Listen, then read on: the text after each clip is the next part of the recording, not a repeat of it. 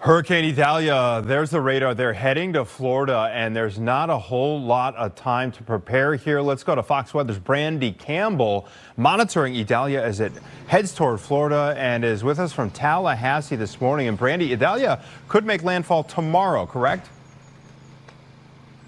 Yeah, that's right. In the early morning hours of Wednesday. So a lot of people going to be asleep, but hopefully paying attention, especially if they're planning to hunker down. But I want to note right now, I'm just outside of the Emergency Operations Center here in Tallahassee. There are representatives inside for different state agencies, all working together to get Florida through this time, especially with landfall expected to happen overnight. So now they're going into a 24-hour operation. A lot of people likely hunkering down here and staying here at the EOC. Now, Governor Ron DeSantis, he actually just wrapped up a press conference that started at the top of the 9 a.m. hour. And he just talked about how, for one, the path that this storm is taking has kind of been a rarity for Florida. He said we have to go back to the 1800s to see a storm that has come this path to hit the Big Bend area of Florida. It's not a commonality, but it's also an area that isn't highly populated, so that's maybe the bright side of all of this. But he did say there's a lot of trees in this area, especially here in Tallahassee, so we can expect the high wind to knock a lot of those down and unfortunately cause power outages. He also said if it hits at high tide, some areas could get storm surge of 8 to 12 feet. So that, of course, if you're trying to hunker down in those areas, that could definitely be dangerous. And so he just says, you know, he wants people to avoid putting their life in danger. So with that being said, there are several evacuation orders. 22 counties, they put out orders. About half of those are mandatory. The others, those are voluntary or encouraged. On top of that, the tolls are being suspended on some counties on the West Coast to help people out a little bit during this time. Let's take a listen to what DeSantis also had to say about this storm and evacuations. You don't need to leave the state. You don't need to drive hundreds of miles. You don't have to try to outrun the storm. If you're in those low-lying areas, the reason why they're advising you to evacuate is because you're going to be susceptible to storm surge. And so if you get to a place that's higher ground in a safe structure, you can ride out the storm there and then go back to your home once the storm passes and all is clear. This is the end of the beginning. Welcome to today's show. I'm going to be covering this, I'm sure, more and more over the next couple of days with the Hurricane Idalia, which, of course, is being sent by our own government to wipe out Florida over and over and over again is what they're doing. I mean, they're sending weaponized weather all around the country, and people just are turning a blind eye to it because they don't want to believe that this is a possibility that their government could be doing it, and also the fact that they don't think it's something that can be done. You know, with all the science that we have in this world, they couldn't possibly do that, even though they constantly shown us, like in the videos I've shown over and over and over again, time and time again, even the mainstream media covering, they could do that with the weather and trying to deflect like, hey, well, they would never do it with the weather, but it's just something they've tried out, you know, and that's what HAARP's there, you know, is sitting there for, right? Because they're just, you know, having fun with your tax money. They don't really have any intentions to do anything. Just like, you know, when they had this technology 100 years ago. See, they can get away with it now, of course, because how stupid people are. So the Hurricane Idalia, look at these headlines, okay? And I'm going to talk about St. Petersburg, Florida. If you didn't see the video I did about how conveniently at the same time this is happening where people are trying to evacuate, people are not able to fill their gas tanks because, well, now the gas stations are closing because there's been a mixture of diesel fuel with regular fuel, and that would cause cars to break down. So, you know, people are just kind of stuck. But that's just another coincidence. So if you didn't see that video, definitely go look for it. It's my last video before this one. You have to watch that. It's so unbelievable. You have to see it for yourself. But look at these headlines with Idalia. And then I'm going to show you how this is part of their strategic plan, not just to wipe out and ruin lives and kill people and to herd people into FEMA camps, but also to put in and implement smart cities. And this is a perfect example. This isn't some conspiracy. This isn't just because it happened in Maui that suddenly, you know, people like me who are pretty much the first people to talk about this when it happened in Maui, about the smart cities and the smart city plan, telling you, oh, well, it happened there, now it's going to happen here, and it's going to happen there. It's obviously strategically happening.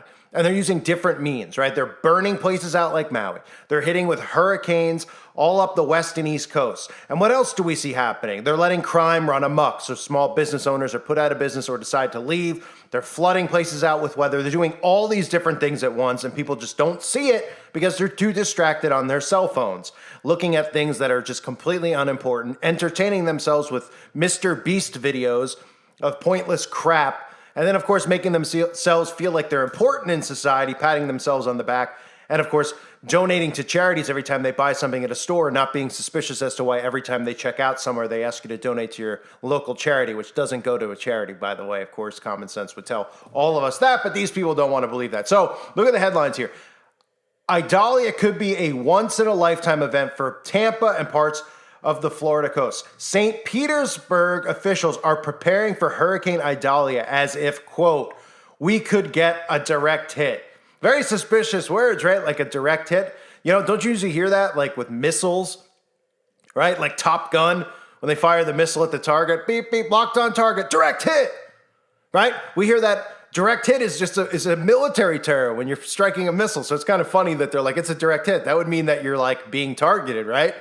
You know, you would just say, oh, we're going to get crushed. We might get hit by Idalia, but you don't usually hear people say a direct hit because, again, that would be like hitting the target. And that's exactly what I believe that this is with Idalia. So they're calling it a once-in-a-lifetime event. And then St. Petersburg is being highlighted here as a direct target. And what's very interesting about St. Petersburg is the fact that St. Petersburg has been chosen to bring in what is called Spectrum and start creating a smart city. Now, I'm going to show you some clips here, and you're going to see common themes with the smart city, including the fact that a few months ago, St. Petersburg approved zoning changes on about 3,000 properties in St. Petersburg, kind of like we heard in Maui with the zoning situation.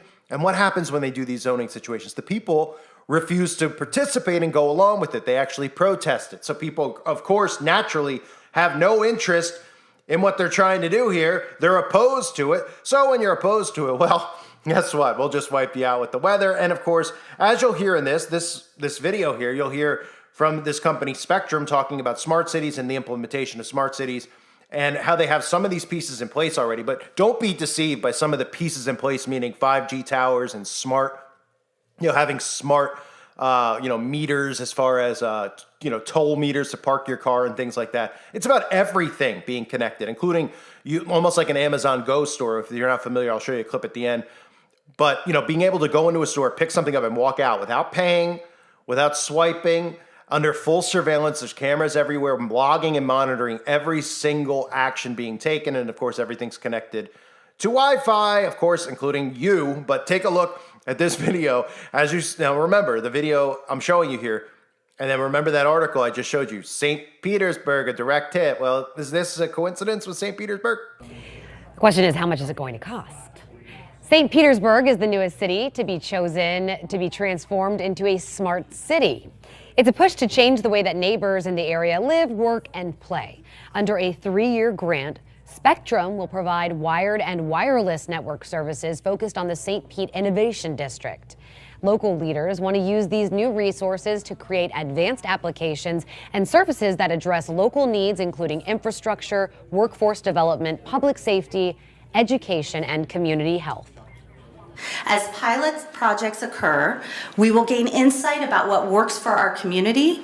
Then we can expand those programs throughout the region and share with other cities. We have the Smart Streetlight Project, which will be equipped with sensors, and then an online marine science education program where we're going to be having researchers in the field and out on research vessels connected to kids and our Boys and Girls Clubs here in the community.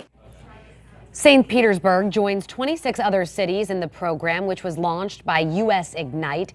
That nonprofit is working to speed up the smart city movement. My name is Patty Zullo. I'm Senior Director of Smart City Solutions for Spectrum Enterprise. Hi, I'm Martin Tadlock. I am the Chancellor here at the University of South Florida St. Petersburg campus. So I'm Allison Barlow, the Executive Director of the St. Petersburg Innovation District. Today was a Smart City Showcase. So it was an opportunity for us to show off the projects we've been doing for the last 3 years. And it's really exciting to be able to mention a couple of things to you about our partnership with Smart City here in the middle of the Innovation District of St. Petersburg. And it was the first time we've been able to do this in a hands-on format because of COVID. The last time we had to do it in a virtual manner. And it was nice because we were able to take elected officials, community leaders, community members over to see the tools, the equipment, and also a chance to look at the data on the dashboards. So, smart cities are different in every single city you talk to. There really is no boilerplate on what makes a smart city. There are some key elements, though, that every single smart city in the world takes advantage of. The first one is a strong, robust, ubiquitous network. That's really important. The second is to have sensors and devices deployed throughout the city. And the third is to have a very sophisticated data platform to be able to collect all of that data, be able to analyze it, leverage it, and most importantly, visualize it to be able to use in the city. For example, we have environmental sensors that have been located in this region now as a result of our partnership, and our students are collecting that data in a data analytics course, and they're analyzing that data. So we're really excited about this partnership and where it's providing opportunities for our students to go.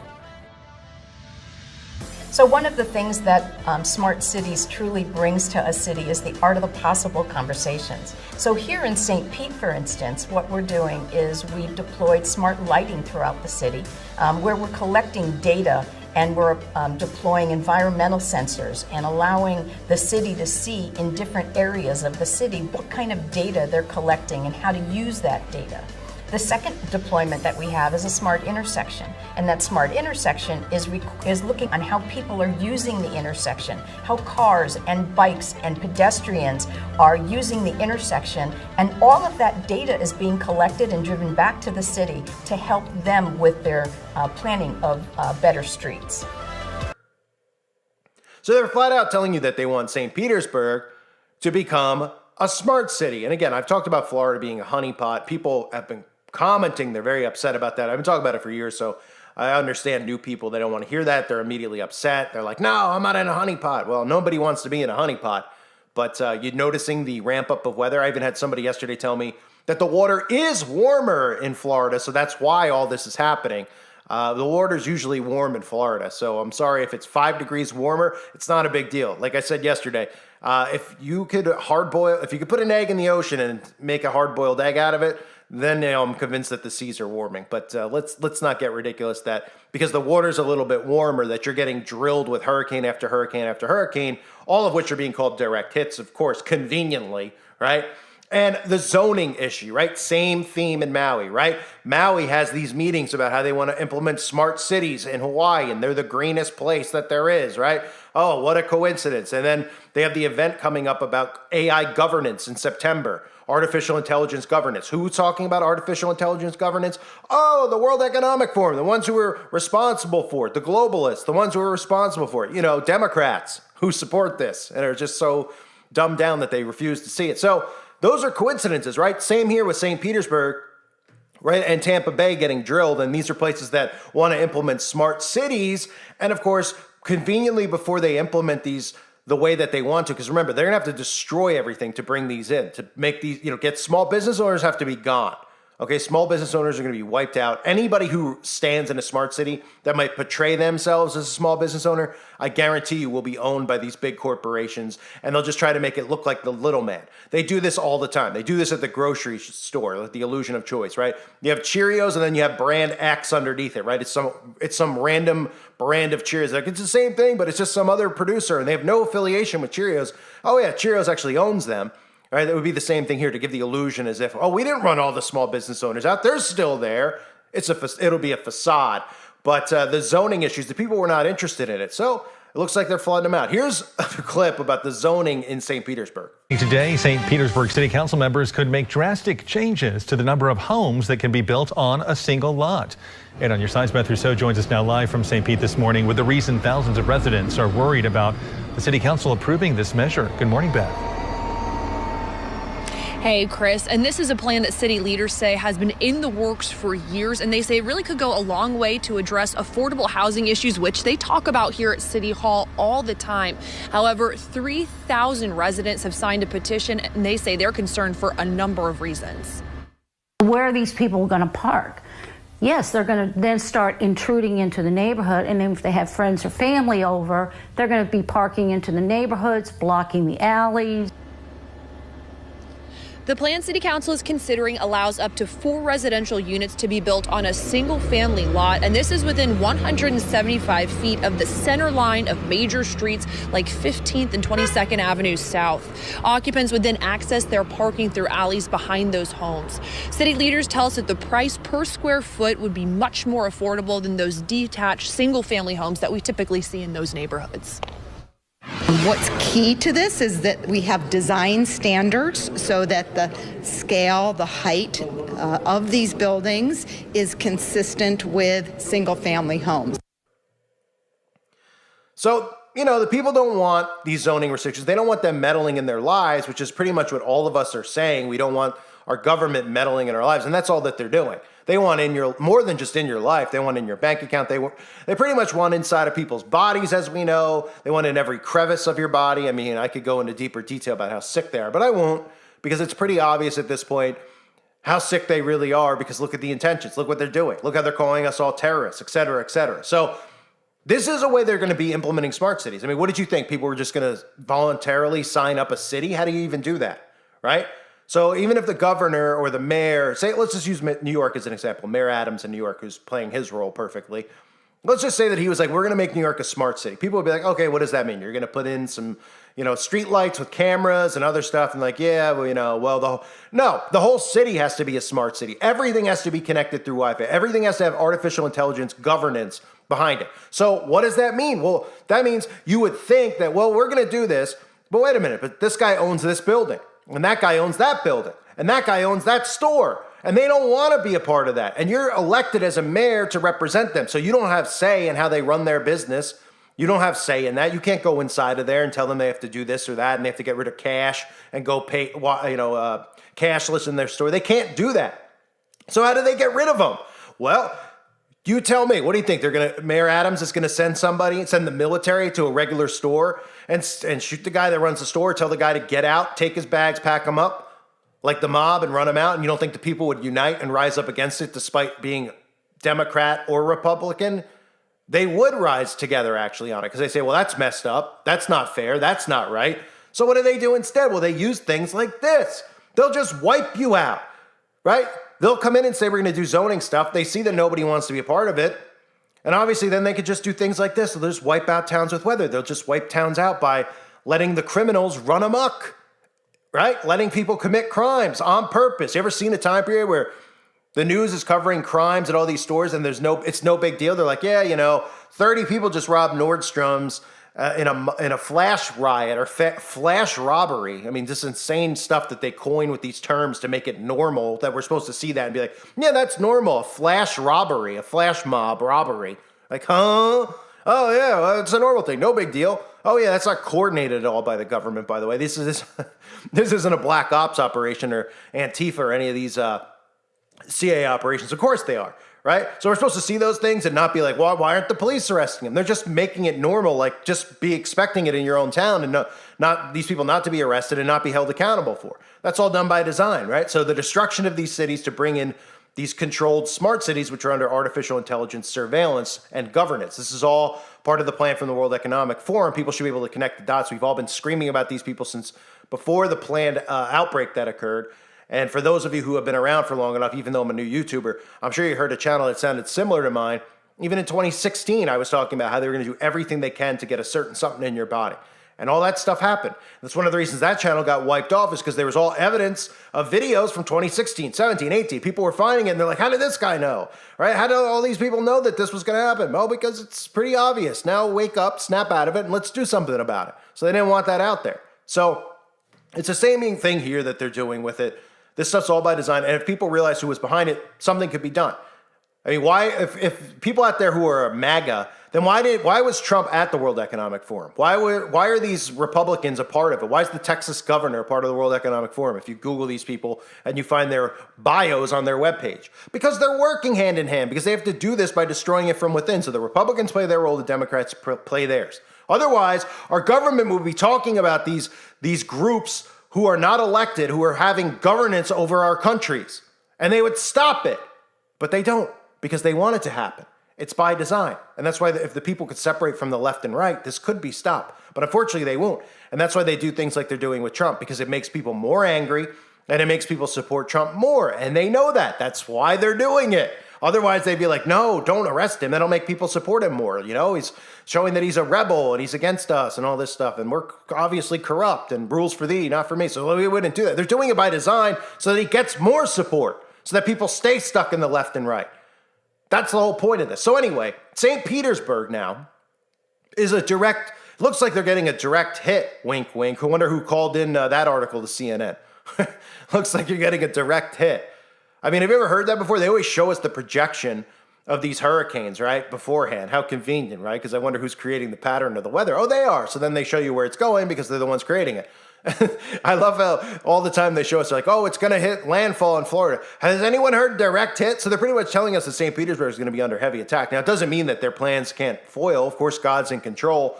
And again, sometimes with a lot of these hurricanes, they do fizzle out. They don't exactly go as they hope, which is why they just keep doing it over and over and over and over again. Otherwise, they would just do one big hurricane and whip the whole state out. So they got to just keep doing it. They can only do it to a maximum capacity, which is what they try to do. And sometimes it doesn't do the maximum results that they want. Unless, of course, it's Maui. In that case, when they use a direct energy weapon, they could just automatically just fry these places out, which we're seeing in Louisiana now. We've been seeing in Canada. We're seeing around the world. So St. Petersburg. Well, remember too, before I finish up here, remember a few days ago, they were just like, oh, a tropical storm. Now they're saying it's a once-in-a-lifetime event. Once in a lifetime. So they're obviously prepping people for some severe damage to be done here, on top of the fact that there's no gas conveniently for people to evacuate.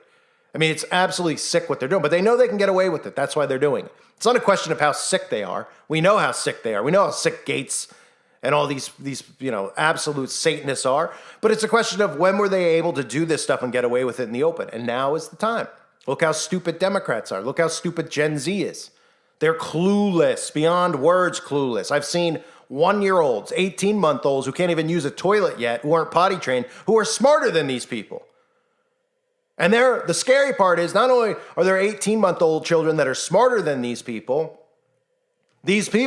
who are dumber than 18-month-olds are so prideful and narcissistic, they literally believe everything they hear and regurgitate it and think they have all the answers and know all, when in reality, they know nothing. And when they die, obviously, I mean, most of these people we know are going to hell because most of these people who think like this are not Christians. They are not saved through Jesus Christ, and that's the only way to salvation, despite these people who are atheists, which drive me nuts, constantly talking about heaven and hell, but then don't believe in the Bible. So go figure. That just shows their stupidity, right? And thinking that everybody who dies goes to heaven. I discovered the wrestler who died. All the wrestlers are like, oh, I'll see you in heaven soon. Well, did he believe in Jesus? No, he didn't. Oh, so he's going to heaven. Why? Oh, well, because, I don't believe in that, but I believe people go to heaven. Well, why do you believe in the concept of heaven if you don't believe in God and Jesus Christ? Think about it. Oh, they don't think. So, they don't have to answer that question, do they?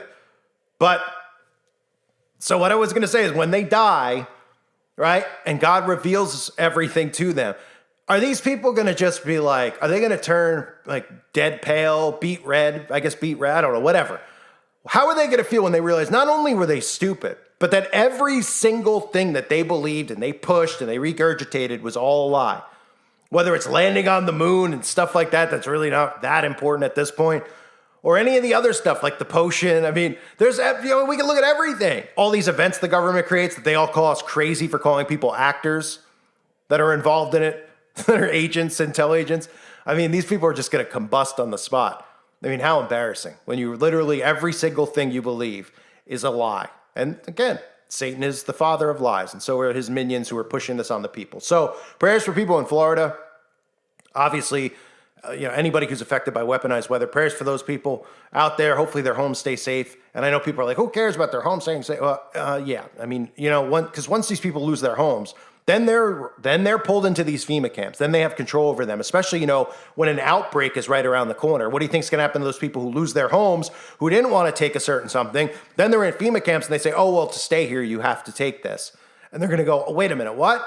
And they're going to go, well, if they throw me out, where am I going to go? I'm going to have no food, no water. Where am I going to go? I'm going to die on the streets. So then they end up taking it. You see how this works? And again, that's stuff I cover over on the website, uprisingrevival.com. I highly recommend people check it out. But prayers for people, again, in St. Petersburg, in Florida, in Tampa, wherever this hits, because that's what you're going to continue to see as they roll in another, variant. They're going to roll in another one while people are just ushered into FEMAs, and then they're going to have that forced on them. So this is part of their plan, all done by design. I thank everyone for being here. Hope you're all doing well. God bless all of you as always and your families.